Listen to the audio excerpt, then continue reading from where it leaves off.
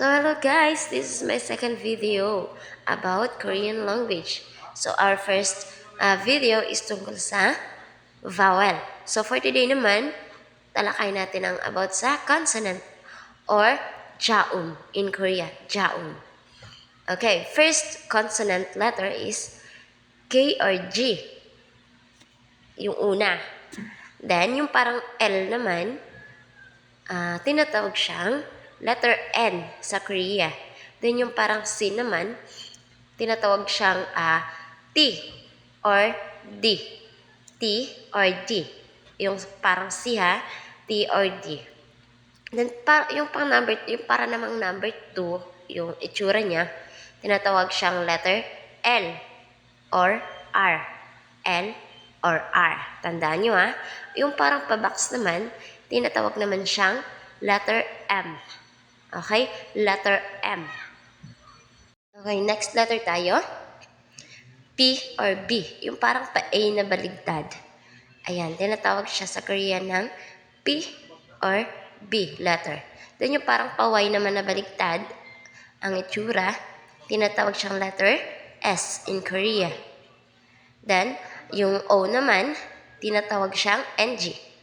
NG.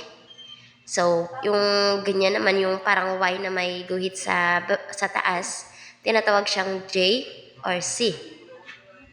J or C. Yung Y naman na may guhit sa taas, tapos may guhit pa ulit, tinatawag siyang CH. CH. Okay, next. Meron tayong KH. Kapag ganyang itsura, parang pabaligtad na F. Yan, tinatawag siyang KH.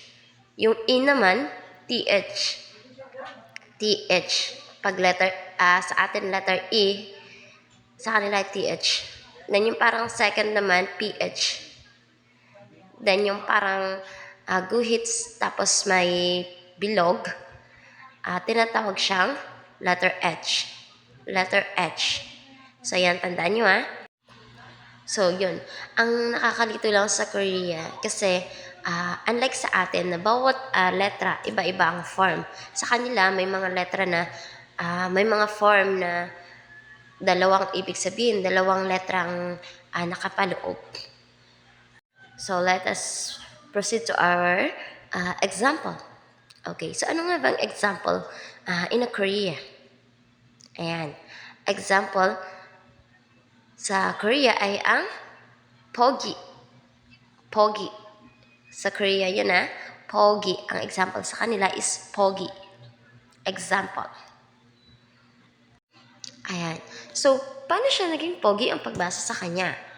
Okay, kung naaalala nyo, kanina, di ba sinabi ko, yung letter A na pabaligtad ay sa Korea, siya ay letter P or B. Pero once na ang ganyang itsura ang nasa pinakaunang sentence, automatic siya ay magiging P. Tawag sa kanya ay P. Okay? Then, yung parang T naman na pabaligtad, siya ay O. O. Then, ito namang pangatlong letra, either siya ay K or G. Pero dahil sa pangalawang sentence siya or sa pangatlong sentence na siya ay magiging G ang pagbasa sa kanya. Then, automatic yung last word naman or last letter is I or E. So, kung babasahin natin siya in Korea way, ang kalalabasan niya ay pogi. Pogi. Okay? Pogi, sa English ay example. So, sana naintindihan nyo. So, proceed naman tayo ngayon sa how to write your name. So, my name is Annalyn.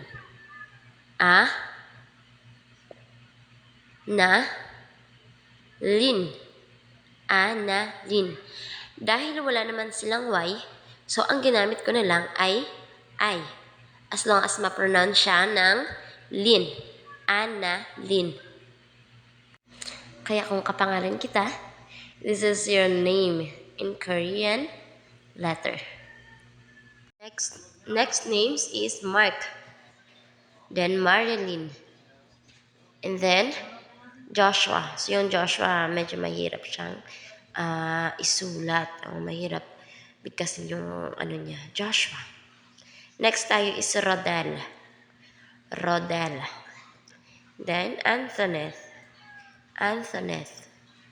Then, the last one is Angela. Angela. So, yun guys, that's all for today.